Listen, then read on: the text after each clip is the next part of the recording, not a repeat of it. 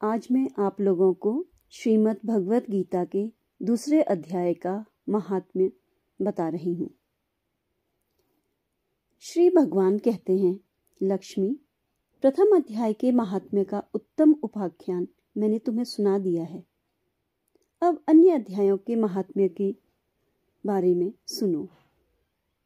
दक्षिण दिशा में वेदवेत्ता ब्राह्मणों के पुरंदरपुर नामक नगर में श्रीमान देव शर्मा नामक एक विद्वान ब्राह्मण रहते थे। वे अतिथियों के पूजक, स्वाध्यायशील, वेद शास्त्रों के विशेषज्ञ, यज्ञों का अनुष्ठान करने वाले और तपस्वियों के सदा ही प्रिय थे। उन्होंने उत्तम द्रव्यों के द्वारा अग्नि में हवन करके दीर्घ काल तक देवताओं को तृप्त किया, किंतु उन धर्मात्मा ब्राह्मण को कभी सदा रहने वाली शांति न मिली। वे परम कल्याणमय तत्व का ज्ञान प्राप्त करने की इच्छा से प्रतिदिन प्रचुर सामग्रियों के द्वारा सत्य संकल्प वाले तपस्वियों की सेवा करने लगे। इस प्रकार शुभ आचरण करते हुए उन्हें बहुत समय बीत गया। तदंतर एक दिन पृथ्वी पर उनके समक्ष एक त्यागी महात्मा प्रकट हुए। वे पूर्ण अनुभवी, आकांक्षा रहित, नासिका के अग्रभाग पर दृष्टि रखने वाले तथा शांत चित्त थे। निरंतर परमात्मा के चिंतन में संलग्न हो वे सदा आनंद विभोर रहते थे। देव शर्मा ने उन नित्य संतुष्ट तपस्वी को शुद्ध भाव से प्रणाम किया और पूछा, महात्मन, मुझे शांतिमयी स्थिति कैसे प्राप्त होगी? तब उन आत्मज्ञानी संत ने देव शर्मा को सौपुर ग्राम के निवासी मित्रवान का, जो बकरियों का चरवाहा था, परिचय दिया और कहा, वही तुम्हें उपदेश देगा। यह सुनकर देव शर्मा ने महात्मा के चरणों की वंदना की और समृद्धशाली सौपुर गांव में पहुंचकर उसके उत्तर भाग में एक विशाल वन देखा। उसी वन में नदी के किनारे एक शिला पर मित्रवान बैठा था। उसके नेत्र आनंद के अतिरेक से निश्चल हो रहे थे। वह अपलक दृष्टि से देख रहा था। वह स्थान आपस का स्वाभाविक वैर छोड़कर एकत्रित हुए परस्पर विरोधी जंतुओं से घिरा था। वहां उद्यान में मंद मंद वायु चल रही थी। मृगों के झुंड शांत भाव से बैठे थे और मित्रवान दया से भरी हुई आनंदमयी मनोहारिणी दृष्टि से पृथ्वी पर मानो अमृत छिड़क रहा था। इस रूप में उसे देखकर देव शर्मा का मन प्रसन्न हो गया। वे उत्सुक होकर बड़े विनय के साथ मित्रवान के पास गए। मित्रवान ने भी अपने मस्तक को किंचित नवाकर देव शर्मा का सत्कार किया। तदंतर विद्वान देव शर्मा अनन्य चित्त से मित्रवान के समीप गए और जब उसके ध्यान का समय समाप्त हो गया, उस समय उन्होंने अपने मन की बात पूछ ली। महाभाग, मैं आत्मा का ज्ञान प्राप्त करना चाहता हूँ। मेरे इस मनोरथ पूर्ति के लिए मुझे किसी ऐसे उपाय का उपदेश कीजिए जिसके द्वारा सिद्धि प्राप्त हो चुकी हो। देव शर्मा की बात सुनकर मित्रवान एक क्षण तक कुछ विचार किया।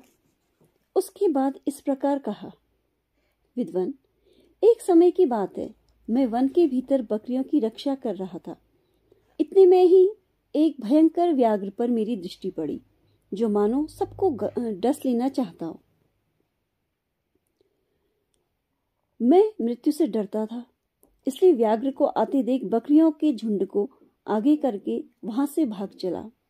किंतु एक बकरी तुरंत ही सारा भय छोड़कर नदी के किनारे उस बाग के पास बेरोक टोक चली गई। फिर तो व्याघ्र भी द्वेष छोड़कर चुपचाप खड़ा हो गया। उसे इस अवस्था में देखकर बकरी बोली, व्याघ्र, तुम्हें तो अभीष्ट भोजन प्राप्त हुआ है। मेरे शरीर से मांस निकालकर प्रेम पूर्वक खाओ ना। तुम इतनी देर से खड़े क्यों हो? तुम्हारे मन में मुझे खाने का विचार क्यों नहीं हो रहा है? व्याघ्र बोला, बकरी, इस स्थान पर आते ही मेरे मन से द्वेष का भाव निकल गया।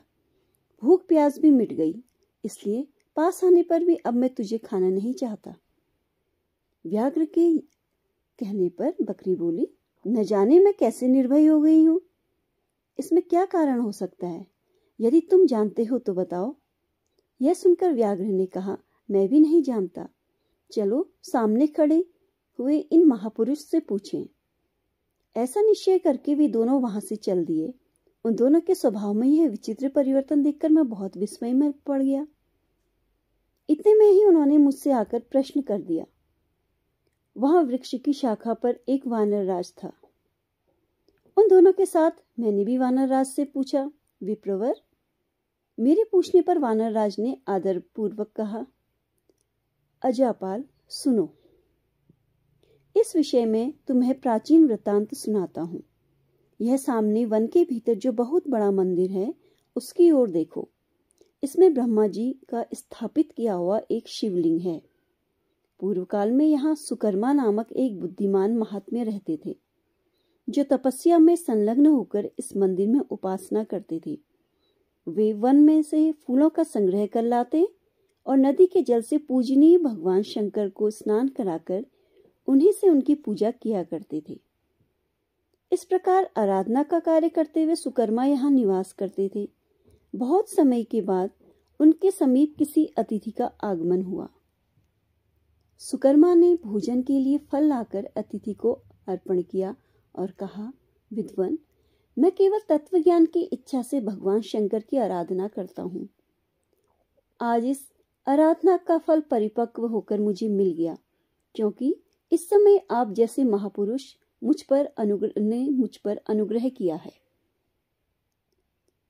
सुकर्मा के ये मधुर वचन सुनकर तपस्या के धनी महात्मा अतिथि को बड़ी प्रसन्नता हुई। उन्होंने एक शिलाखंड पर गीता का दूसरा अध्याय लिख दिया और ब्राह्मण को उसके पाठ और अभ्यास के लिए आज्ञा देते हुए कहा, ब्राह्मण, इससे तुम्हारा आत्मज्ञान संबंधी मनोरथ अपने आप सफल हो जाएगा। ये कहकर वे बुद्धिमान तपस्वी सुकर्मा के सामने ही उनके देखते देखते अंतर्धान हो गए। सुकर्मा विस्मित होकर उनके आदेश के अनुसार निरंतर गीता के द्वितीय अध्याय का अभ्यास करने लगे। तदंतर दीर्घ काल के पश्चात अंतःकरण शुद्ध होकर उन्हें आत्मज्ञान की प्राप्ति हुई। फिर वे जहां जहां गए वहां का तपोवन शांत हो गया।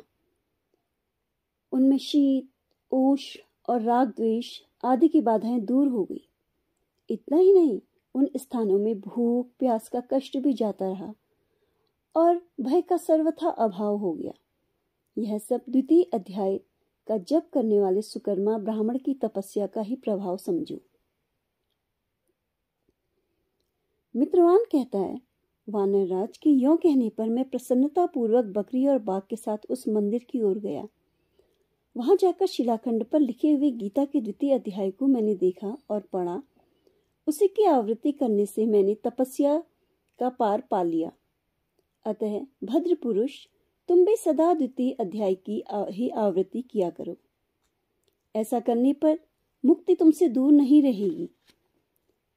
श्री भगवान कहते हैं, प्रिय मित्रवान के इस प्रकार के आदेश देने पर देव शर्मा ने उनका पूजन किया और उसे प्रणाम करके पुरंदरपुर की राह ली। वहां किसी देवालय में पूर्वोक्त आत्मज्ञानी महात्मा को पाकर उन्होंने यह सारा वृतांत निवेदन किया और सबसे पहले उन्हीं से द्वितीय अध्याय को पढ़ा। उनसे उपदेश पाकर शुद्ध अंतःकरण वाले देव शर्मा प्रतिदिन बड़ी श्रद्धा के साथ द्वितीय अध्याय का पाठ करने लगे। तब से उन्होंने अनवद्य परम पद को प्राप्त किया। लक्ष्मी, यह द्वितीय अध्याय का उपाख्यान कहा गया। धन्यवाद।